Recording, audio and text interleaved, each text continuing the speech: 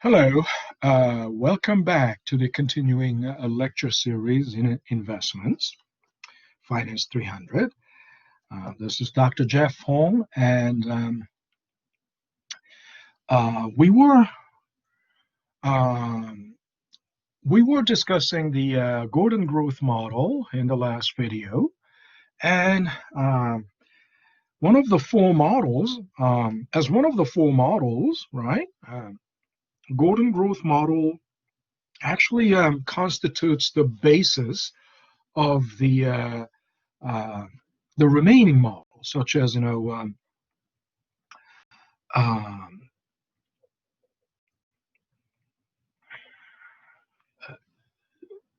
multi-stage model or free cash flow model. Actually,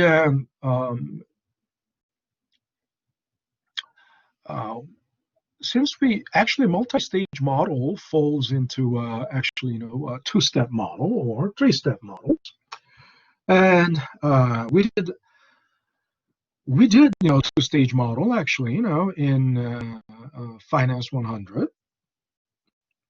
So we're not going to talk about two-stage model anymore. We're going to go into straight into the three-step model.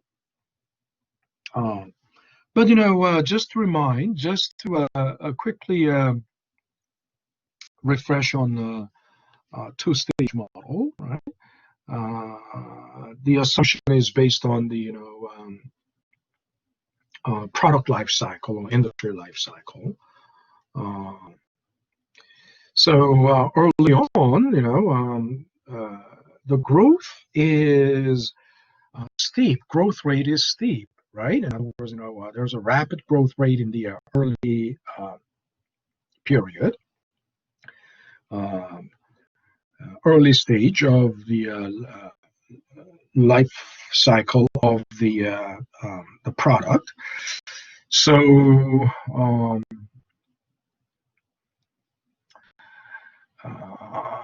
but because if it is an innovative product, it catches on quickly with the market, and so the revenue growth is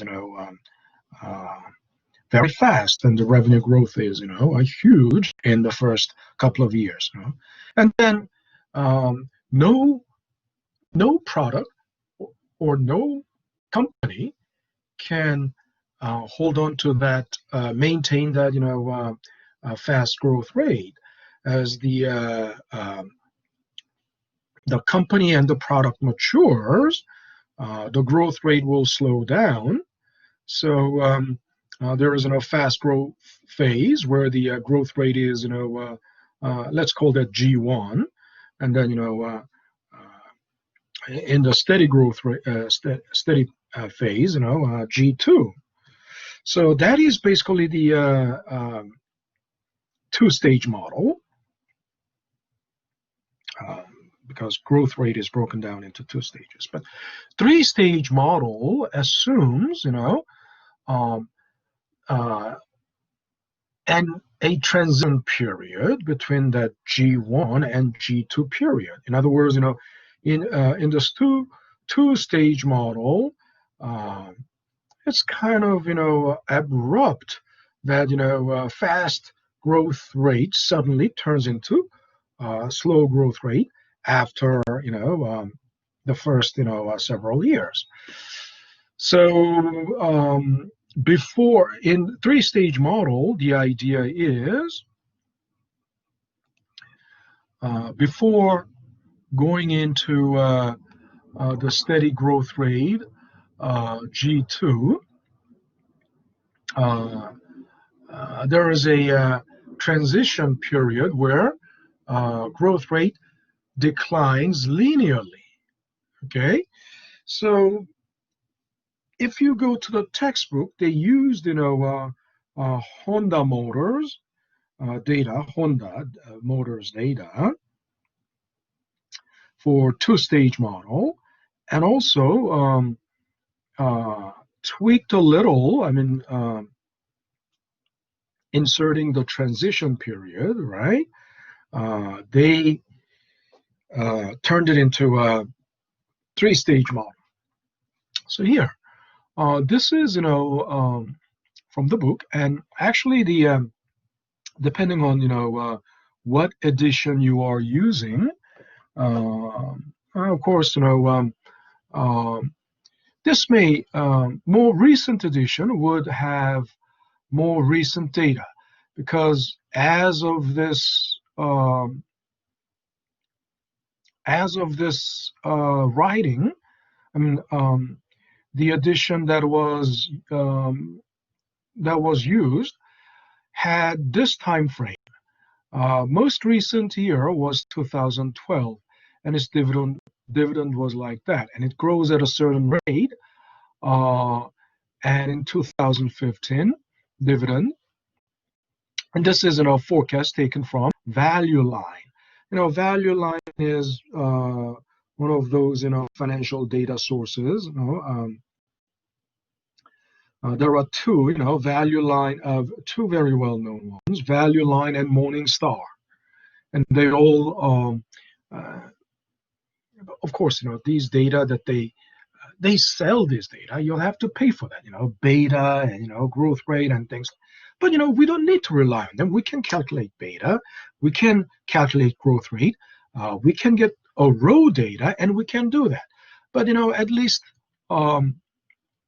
in this example, they used 2012 is already most time zero, the most recent year.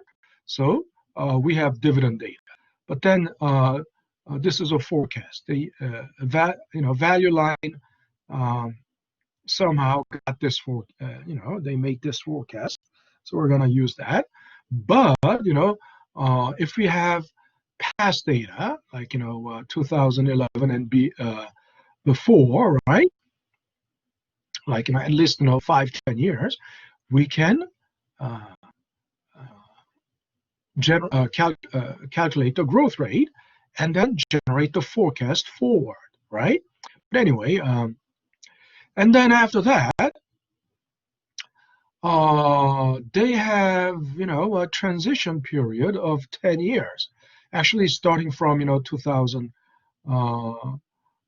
You might say, isn't that 11 years? Yes, 11, counting from 2016 to 2026, but from 2017 to 2026, 10 years. And because 2017 is a forecast. 2016 is based on the forecast, and you are, making adjustments to the forecast as time goes on for from 2017 and on. And the this dividend is based on the terminal growth rate given, which is it was also forecast, right? It was also forecasted, but that forecast comes from things that we already know. Now it looks kind of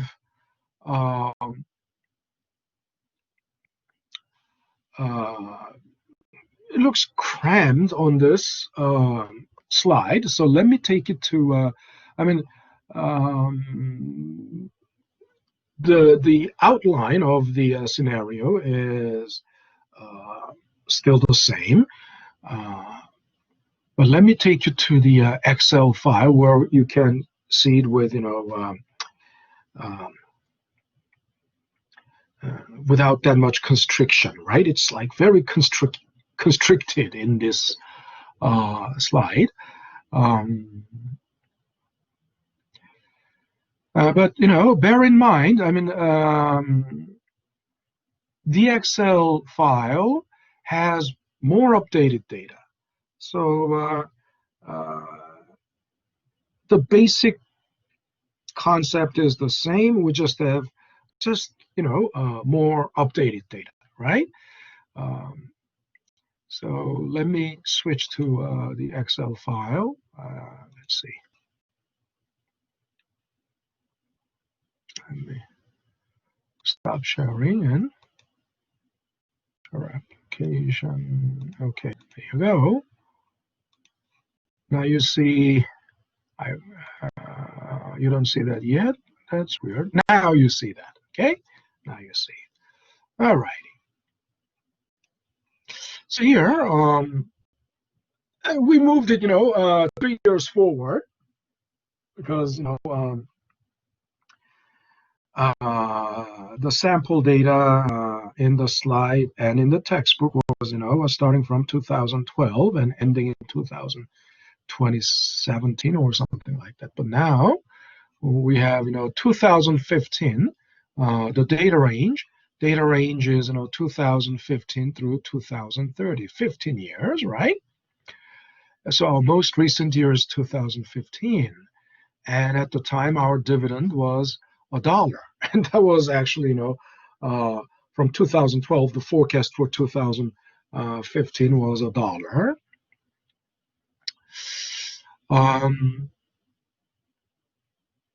And then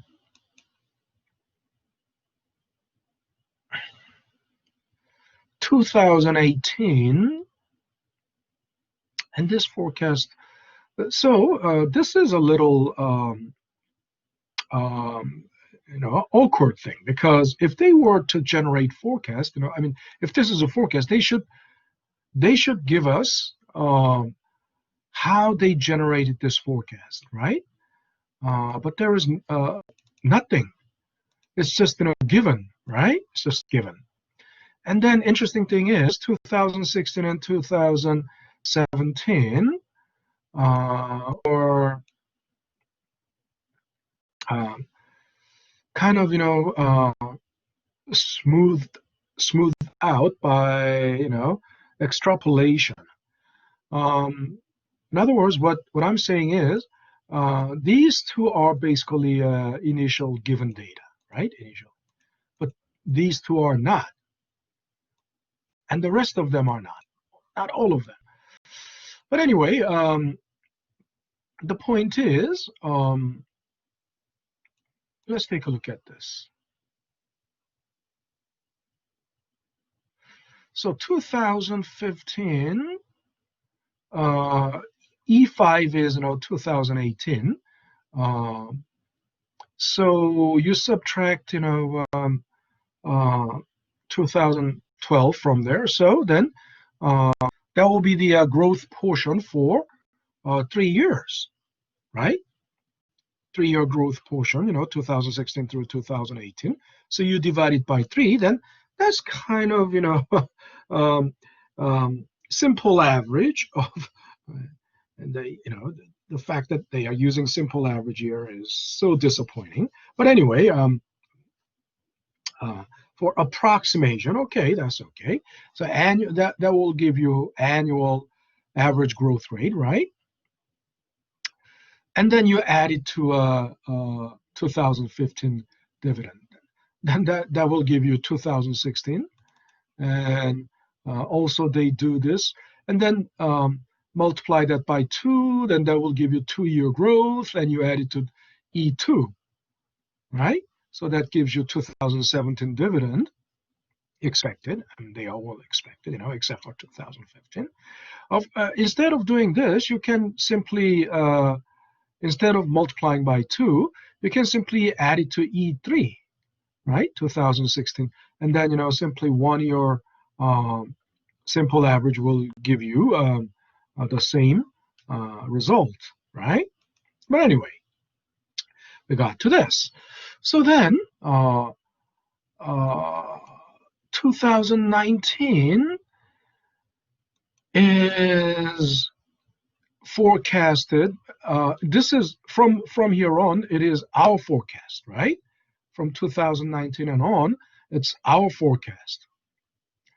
And 2016 through 2018 is the value line forecast. We just took it. And beyond that, we are assuming 10-year smoothing period. In other words, the 10-year transition period. And during this transition period, the growth rate is linearly declining. We are in linear declining up.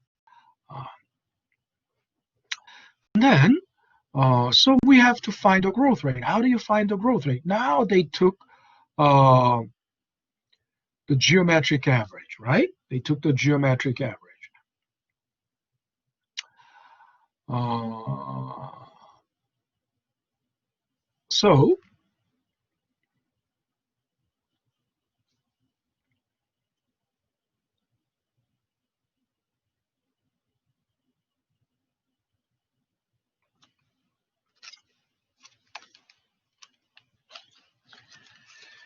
therefore,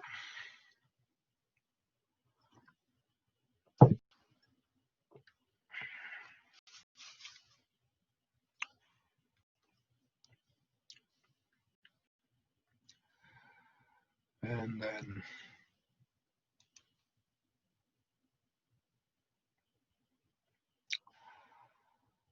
so that means this is actually the growth rate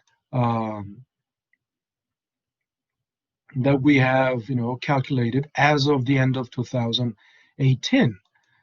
11.8, almost 12% growth rate is definitely fast growth rate, right?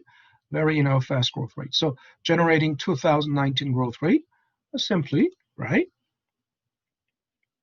A 2018 dividend times 1 plus, right? F6. Okay, there you go.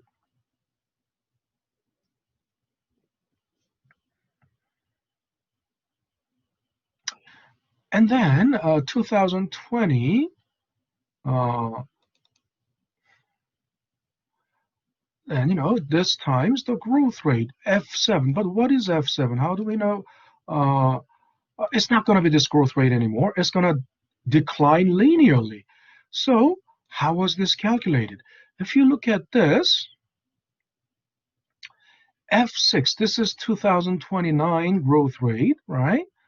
And then the difference between the two, 2019 growth rate, and then it's 10 years from, right, 2020 through 2029. So divided by 10, right?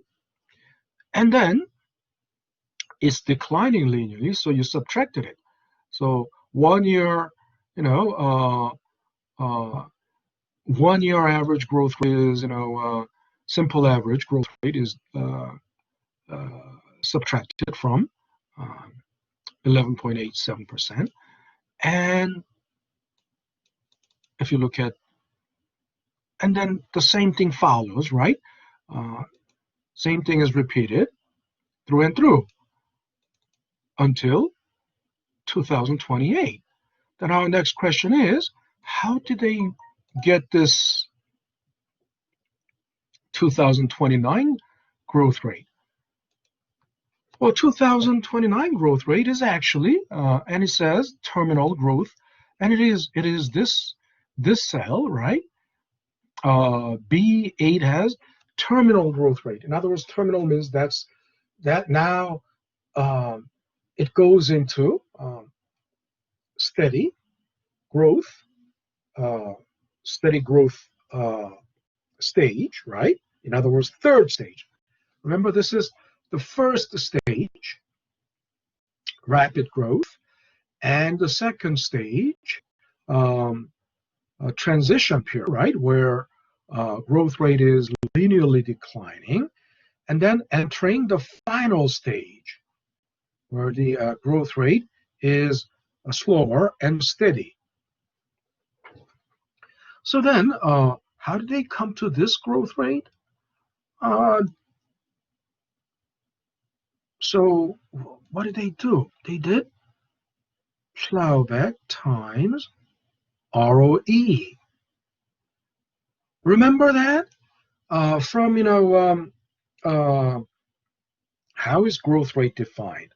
ROE, return on equity, times plowback ratio. We discussed this in the previous video, right? So yeah, that's the plowback ratio is relatively constant, company to company, right? From one company to another, of course they will have different plowback ratio, but in companies generally have, because this is, their uh, uh, based on their, growth policy, right? Um, if they will, and based on the assumption, I mean, 10 years later, if we are in 2015 now, at end of 2015, 2030 is, 30 years later, we don't know. Their policy might change 15 years later. But we don't know if it's going to change, and even if even if it changes, then there's no way there's no way we can know 15 years ahead of time what will be their will be their plowback ratio 15 years from now. So we have to base it on our their current plowback ratio. Currently, their return on equity is like this. So based on that, the growth rate, their steady state or constant growth rate, uh, and also in economic steady state is when the everything is at long-term equilibrium, right? When everything is at long-term equilibrium, there is no sudden, it's called the steady, uh, so based on our, long-term equilibrium, the terminal growth rate is 7.68. So that's how they came to this, right? So using this growth rate, a steady growth rate, we can generate dividend forecast, right? We can forecast dividend 2000 at the end of 2030, and then arrive at, we arrive at terminal value of the, in other words, this is the actually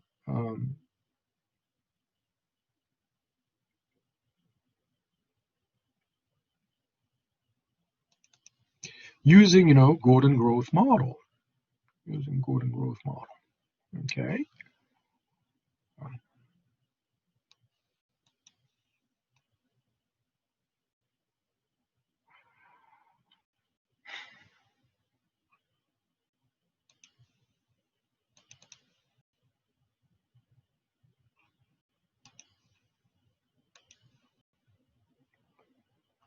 So, and actually, this is the textbook, how they did it in the textbook, but I actually feel a little, uncomfortable here because if it is based on Gordon growth model, this is, t plus dividend at time t plus 1, right? And then with dividend at time t plus 1, what you're getting is, value at time t, right? That's Gordon growth model, remember? What I'm saying is, right?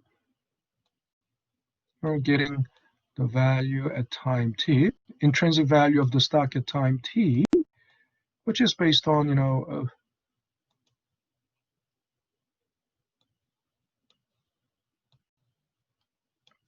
dividend at time t plus 1.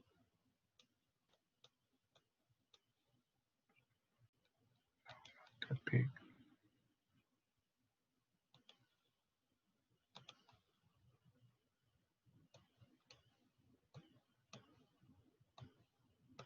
Over k minus g,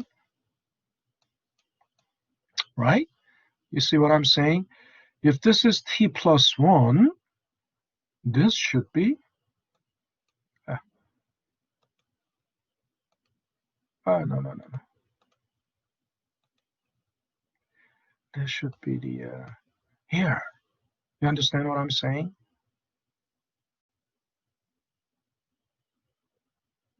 And then the terminal value should be, actually this plus this, right? That's what I'm saying is.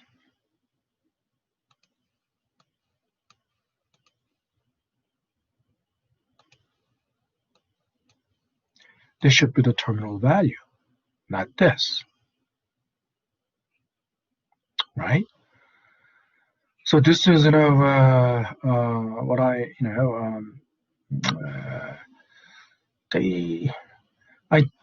think, this is a minor. They might have, thought this is a minor thing, but to be, true to the Gordon growth formula, right? Well, let's go by, a textbook example. But this is the stock price, and our question is, we know this. What is this? What is required return? The cost of capital. We use CAPM for cost of capital, right? So here, CAPM, right?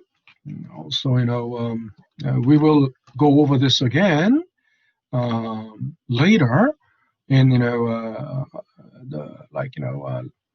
one of the topics, but the point is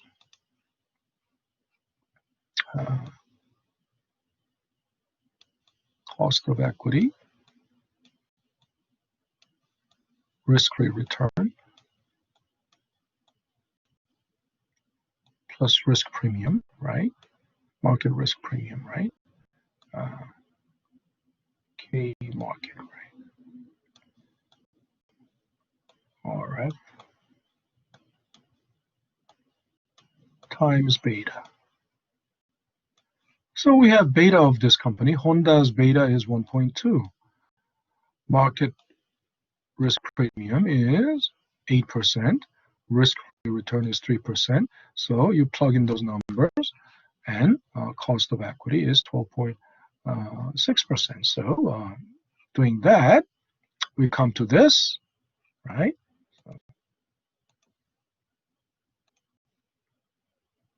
Right? We come to that. And then, so all these, this is the terminal value, right? And then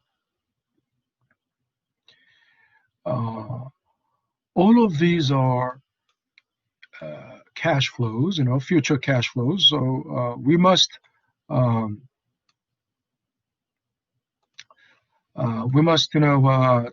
find the present value of all of that, right? So sum of all of these will be,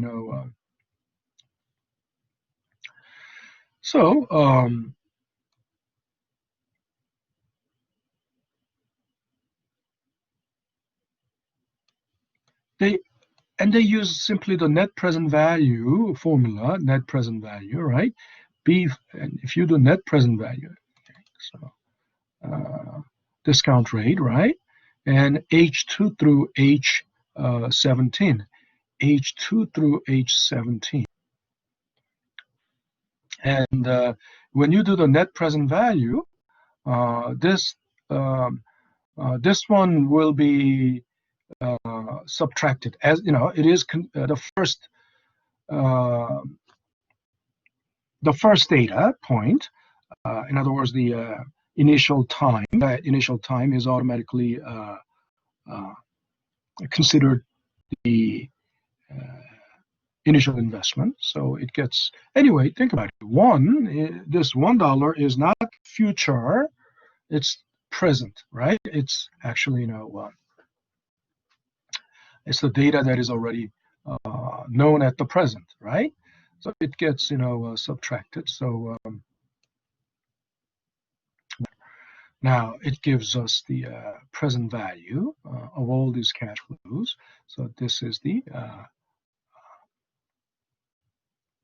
stock price, right? As of now, as of end of 2015, and right, this is the stock price actually as of end of 2029, right? So that is a three-stage model. It's not, multi-stage models, you can write it out in math, of course, if you want to, uh, which is not that difficult. It's not really a difficult thing. It's just tedious. Um, but it would be easier to do that in a if you use Excel. Yeah.